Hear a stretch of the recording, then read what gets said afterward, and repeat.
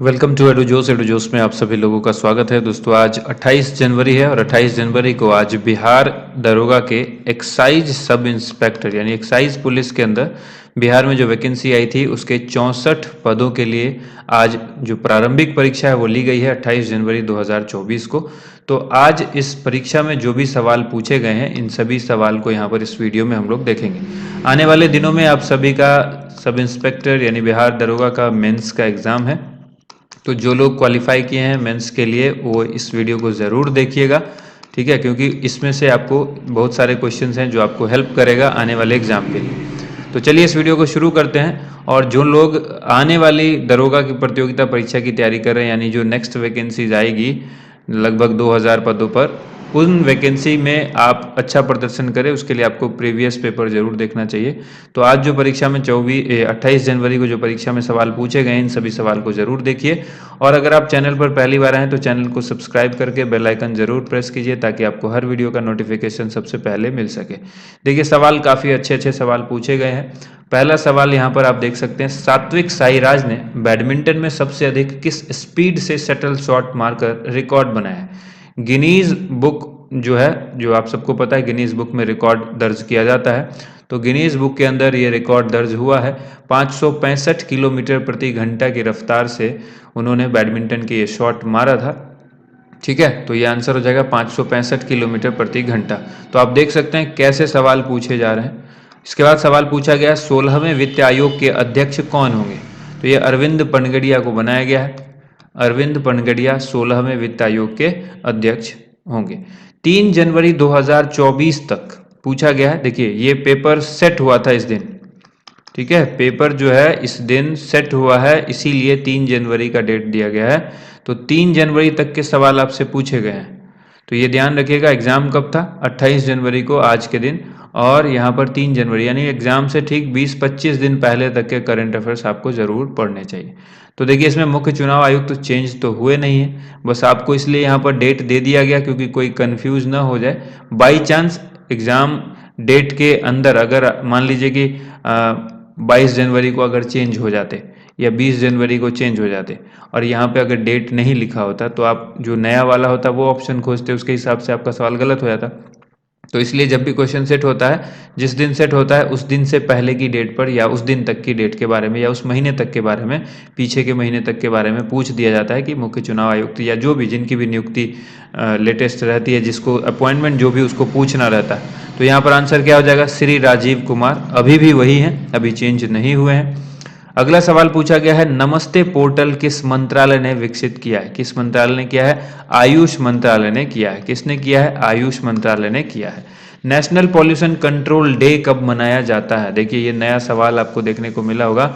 2 दिसंबर को मनाया जाता है। मैं अक्सर कहता हूँ जब भी एग्जाम हो ना, उससे 3-4 महीने से लेकर के और एग्जाम के महीने तक के जो दिवस हैं उसको जरूर देखा कीजिए। जैसे देखिए अक्टूबर से लेकर के, अगर अक्टूबर, नवंबर, दिसंबर, जनवरी आप देखते हैं तो 4 महीना होता है और यहीं पर से आपको 2 सवाल देखने को मिलेगा। लेकिन नेशनल पॉल्यूशन कंट्रोल डे 2 दिसंबर को मनाया जाता है। अंतर्राष्ट्रीय ग्रामीण महिला दिवस, ये भी एक अलग सा क्वेश्चन है और ये 15 अक्टूबर को मनाया जाता है। अगला सवाल पूछा गया है कि Bharat the mother of democracy किस मंत्रालय ने लॉन्च किया? तो ये संस्कृति मंत्रालय ने लॉन्च किया है।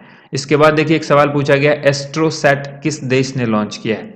तो देखिए एस्ट्रोसैट जो है ये भारत ने लॉन्च किया है। भारत में आंध्र प्रदेश के श्रीहरिकोटा जो सेंटर है वहाँ से इसको लॉन्च किया गया है। और ये भारत की पहली खगोलीय शोध को समर्पित भारत की पहली वेधशाला है। तो ये एक इम्पॉर्टेंट पॉइंट है जिसको आप याद रखेंगे।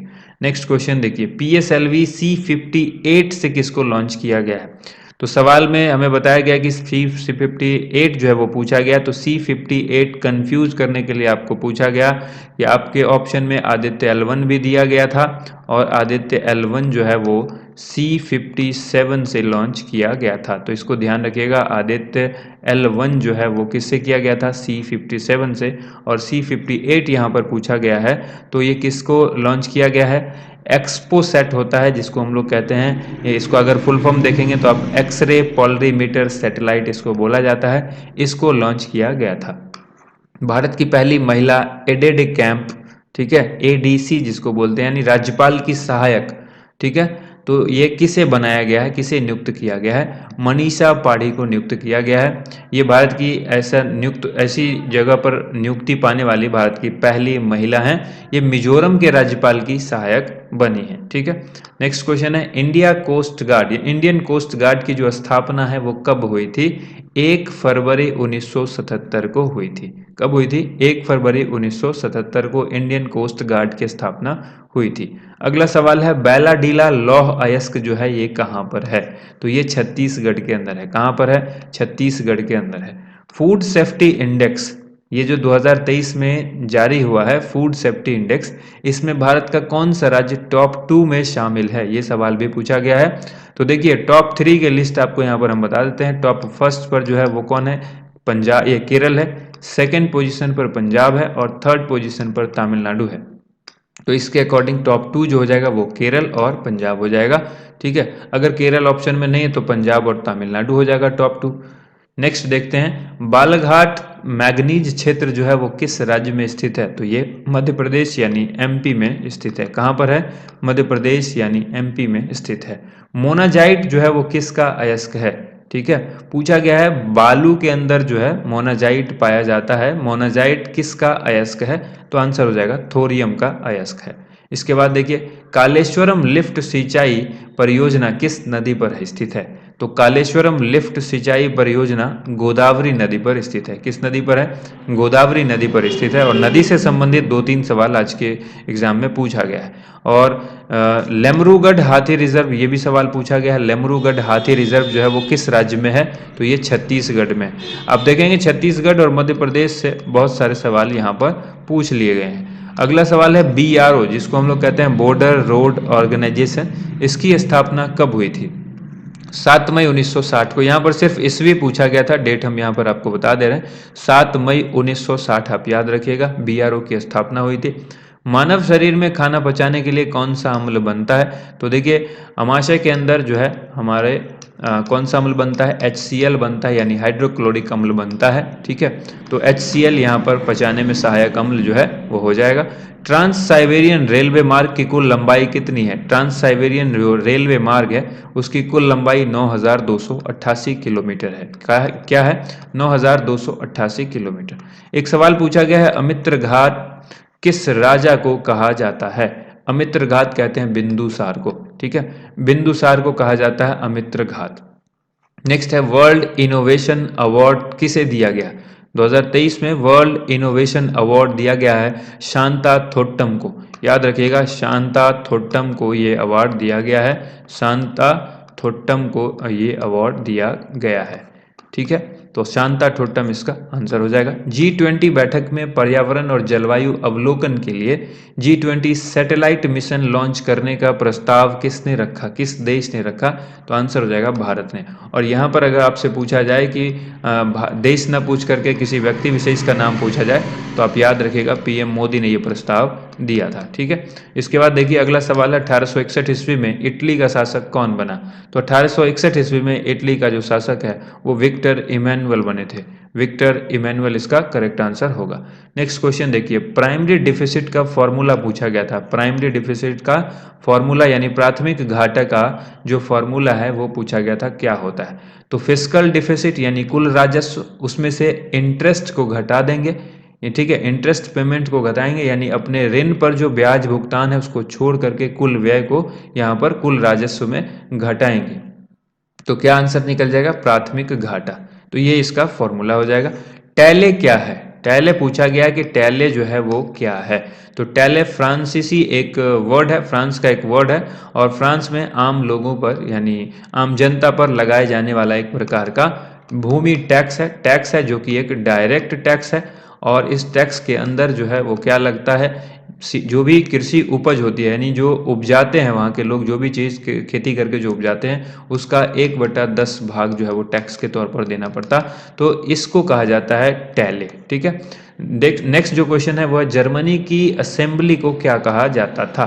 तो जर्मनी की जो असेंबली है उसको क्या कहा जाता था, तो रिच स्टैग कहा जाता था। रिच स्टैग नाम की एक बिल्डिंग भी है जर्मनी की संसद भवन का, तो रिच स्टैग इसको याद रखिएगा। इसके बाद देखिए आयरन, HeFr और थैलियम, इसमें से कौन संक्रमण धातु कौन सा है, तो संक्रमण धातु आयरन हो जाएगा इसका आंसर। पश्चिम की ओर बहने वाली नदी नहीं है, चार ऑप्शंस दिए गए थे, तापी, नर्मदा, पेरियार, गोदावरी। तो पश्चिम की ओर बहने वाली जो नदी नहीं है वो है गोदावरी। ये किधर बहती है, पूरब की ओर बहती है, पूरब की ओर बहती है। और बाकी जो भी नदी है ये पश्चिम की ओर बहती है, वेस्ट की ओर बहती है। ठीक है, तो इसको याद रखिएगा, ये नर्मदा, तापी और पेरियार ये सभी जो है पश्चिम की ओर बहती है। सूचकांक प्रदाताओं के लिए नियामक ढांचा पेश करेगा, कौन पेश करेगा, यानी जो सेबी है, ठीक है, सेबी जो है वो सूचकांक प्रदाताओं के लिए नियामक ढांचा पेश करेगा। करंट अफेयर्स का ये क्वेश्चन है, ये सवाल 2023 करंट अफेयर्स का क्वेश्चन है। विद्युत धारा का मात्रक पूछा गया है तो एम्पियर होगा। बमाको किसकी राजधानी है, बमाको जो है वो माली देश की राजधानी है। किसकी राजधानी है, माली देश की राजधानी है। नेत्र गोलक का व्यास, हमारी जो आंख होती है इसमें जो ये गोलाकार पार्ट है इसका व्यास पूछा गया है तो कितना होता है, तो व्यास 2.3 सेंटीमीटर होता है। और अगर mm में पूछा जाए तो 24.2 के आसपास आप इसको कैलकुलेट करके बता सकते हैं कि 24.2 mm होता है। कहीं कहीं पर ये 2.3 आपको 2.5 भी दिखेगा। ठीक है, लगभग 1 इंच, करीब 1 इंच से छोटा होता है, 0.94 के आसपास आप कह लें इंच में होता है। सेंटीमीटर में 2.34 आप याद रखिएगा, और 24.2 mm जो है वो आप मिलीमीटर में याद रखिएगा अगर व्यास पूछा गया है तो। ठीक है, ज़्यादातर व्यास ही पूछा जाता है। अब एक इक्वेशन जो है, चार इक्वेशन दिया गया था, पूछा गया था इसमें से कौन असंतुलित समीकरण यानी बैलेंस्ड इक्वेशन कौन नहीं है, और ये ऑप्शन उसमें दिया गया था। तो देखिए ये बैलेंस्ड नहीं है, Mg+Cl2 MgCl3। यहाँ पर क्लोरीन जो है वो 3 हो जाता है, मैग्नीशियम तो 1 है वो ठीक है, क्लोरीन ये इस पार्ट में 2 है, इस पार्ट में 3 हो जाता है, तो ये बैलेंस नहीं है यानी असंतुलित समीकरण है। ठीक है, नेक्स्ट देखिए हाल ही में उत्तराखंड में किस सुरंग से मजदूरों को निकाला गया। बहुत ही अच्छा क्वेश्चन है। उत्तराखंड में जो सुरंग में दुर्घटना हुई थी, जो मजदूर फंस गए थे, तो वहां मजदूरों को जो निकाला गया था उस सुरंग का नाम पूछा गया है, सिलक्यारा सुरंग इसका नाम है। क्या नाम है, सिलक्यारा सुरंग इसका नाम है। नेक्स्ट क्वेश्चन, असहयोग आंदोलन गांधी जी ने वापस क्यों ले लिया। गांधी जी ने असहयोग आंदोलन को वापस क्यों लिया था, चौरी चौरा कांड जो हुआ था उसको हिंसात्मक रूप जब वो ले लिया था, जिसकी वजह से गांधी जी ने असहयोग आंदोलन वापस ले लिया था। इसके बाद सवाल पूछा गया एमनेस्टी इंटरनेशनल किस प्रकार का संगठन है, तो ये मानवाधिकार यानी ह्यूमन राइट्स पर आधारित संगठन है। तो आप इसको याद रखिएगा, ह्यूमन राइट्स ग्रुप यानी समूह का ये संगठन है। ठीक है, एमनेस्टी इंटरनेशनल। नेक्स्ट क्वेश्चन देखते हैं, अगला सवाल है प्लम्यूल यानी जिसको हम लोग प्रांकुर कहते हैं, और रेडिकल ये मूलांकुर कहलाता है, ये किसका हिस्सा है, तो बीज का हिस्सा है। जब कोई बीज होता है तो प्रांकुर और मूलांकुर, आप मूलांकुर जो है वो जड़ में चला जाता है, और जो प्रांकुर होता है वो ऊपर की तरफ चला करके मिट्टी से, और वो पौधे का निर्माण करता है। यानी पौधा जो है वो प्रांकुर से होता है, मूलांकुर जो है वो ये जड़ में चला जाता है, नीचे चला जाता है। जब कोई बीजों में अंकुरन होता है तो नीचे मूलांकुर यानी रेडिकल होता है, और ऊपर प्लम्यूल यानी प्रांकुर होता है। ठीक है, और यहाँ से भी पौधा का निर्माण, तो ये बीज का हिस्सा है। ये एनसीईआरटी की आप बुक देखेंगे तो एनसीईआरटी की बुक में आपको ये मिल जाएगा, डायरेक्ट एनसीईआरटी से एक फोटो से ही ये सवाल उठाया गया है। ठीक है, 2023 बुकर पुरस्कार के लिए चयनित वेस्टर्न लेन किसके उपन्यास है, तो वेस्टर्न लेन कई बार आपको बता चुके हैं, कल भी अगर आपने हमारी वीडियो देखी होगी तो चेतना मारू की ये बुक आपको वहां पर जरूर दिखा होगा। चेतना मारू की ये पुस्तक है वेस्टर्न लेन, इसको जो है 2023 बुकर पुरस्कार दिया गया। लॉन्ग वॉक टू फ्रीडम ये पुस्तक किसकी है, तो ये पुस्तक नेल्सन मंडेला की है। उसके बाद देखिए एक सवाल पूछा गया, निम्नलिखित में से कौन सा कार्य चुनाव आयोग द्वारा नहीं किया जाता है। पहला ऑप्शन है मतदाता सूची तैयार करना, दूसरा है उम्मीदवारों का नामांकन करना, और तीसरा है मतदान केंद्रों की स्थापना करना, चौथा है आदर्श आचार संहिता लागू करना। तो देखिए चुनाव आयोग का जो कार्य है वो नहीं क्या है, उम्मीदवारों का नामांकन करना। ठीक है, उम्मीदवार जो अपना नामांकन है, नामांकन पत्र जो जमा करते हैं वो डिस्ट्रिक्ट मजिस्ट्रेट यानी जिला अधिकारी के पास करते हैं। तो आप सबको पता होना चाहिए, तो राइट ऑप्शन क्या हो जाएगा, ऑप्शन बी यहाँ पे इस क्वेश्चन का करेक्ट आंसर हो जाएगा। ठीक है, उम्मीद करते हैं आप सबको ये वीडियो पसंद आई होगी। इस वीडियो में जो भी क्वेश्चन बताए गए हैं 100% ऑथेंटिक जेन्युइन क्वेश्चन हैं जो एग्जाम में पूछे गए हैं। ठीक है, अगर आपको कोई क्वेश्चन एक्स्ट्रा याद है तो आप कमेंट करके ज़रूर बताइएगा। Thank you so much. आप सभी लोगों का वीडियो देखने के लिए बहुत बहुत धन्यवाद।